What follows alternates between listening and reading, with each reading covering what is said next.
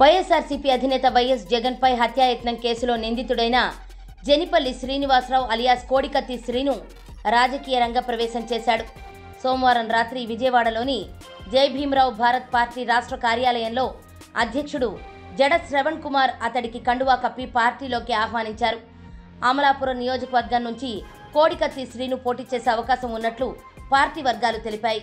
మాజీ మంత్రి వివేకారెడ్డి హత్య కేసులో అప్రూవర్గా మారిన దస్తగిరి సైతం ఇప్పటికే జై భీమరావు భారత్ పార్టీలో చేరిన సంగతి తెలిసిందే. ఆ పార్టీ తరపున పులివెందుల నుంచి పోటీ చేయనున్నట్లు దస్తగిరి ప్రకటించారు. తాజాగా కోడికత్తి శ్రీను సైతం జై భీమరావు భారత్ పార్టీలో చేరడం గమనార్హం.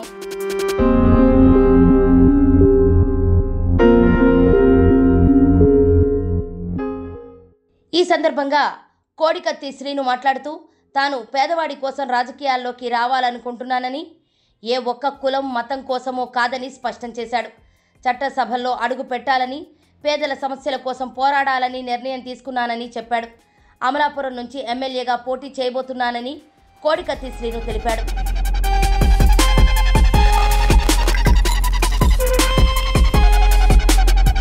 జై భీమరావు భారత్ పార్టీ అధ్యక్షుడు జడ శ్రావణ్ కుమార్ మాట్లాడుతూ జగన్ ప్రభుత్వంలో దగాపడ్డ యువకుడు జనిపల్లి శ్రీనివాసరావు దళిత రాజ్యాంగ రక్షణ కోసం తపన పడుతున్నాడని పేర్కొన్నారు. అతడు రాజకీయాల్లో రాణించాలని మనస్ఫూర్తిగా కోరుకుంటున్నానన్నారు.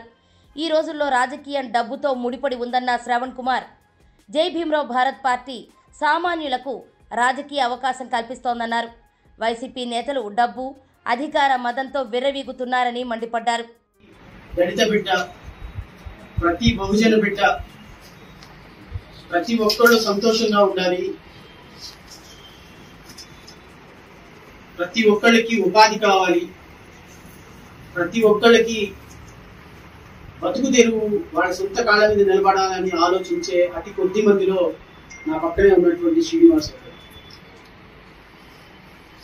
నిజంగా ఒక తమ్ముడిగా ఈ రాష్ట్రంలో అణగారిన వర్గాల జాతిలో పుట్టినటువంటి బిడ్డగా నేనైతే గర్విస్తున్నా. ఈరోజు దగాపడ్డ దళిత బిడ్డల్లో ఒక బిడ్డ మా తమ్ముడు. సరే, నేను వివరాల్లోకి వెళ్ళను, అది రాష్ట్ర ప్రజలందరికీ కూడా తెలుసు. సో కోర్టు పరిధిలో ఉంది కాబట్టి మీరు కానీ శ్రీనివాస్ గాని దాని గురించి మాట్లాడారు. కానీ నేను మీ ద్వారా రాష్ట్ర ప్రజలందరికీ తెలియపరిచేది ఏంటి అంటే, రాజకీయాలు అనేవి చాలా ఫ్రీగా, ఫెయిర్ గా, ట్రాన్స్పరెంట్ గా ప్రజల వద్దకు వెళ్ళి ఆ రాజకీయాలను చేయాల్సిన పరిస్థితుల్లో